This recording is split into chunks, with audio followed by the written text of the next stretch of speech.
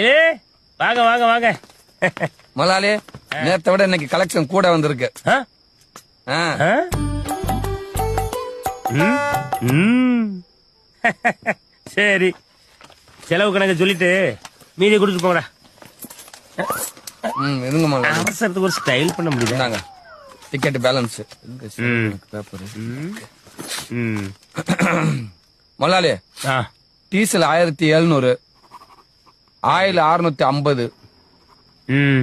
பஞ்சருக்கு 150, கையில அடிபட்ட டிஞ்சர் வாங்கினதுக்கு 250, ம். கியர் ராடு மாத்தினது 800, ம். சம்பளம் 3 பேருக்கு 800, ம். படிக்காசு ஒரு 200, ம்.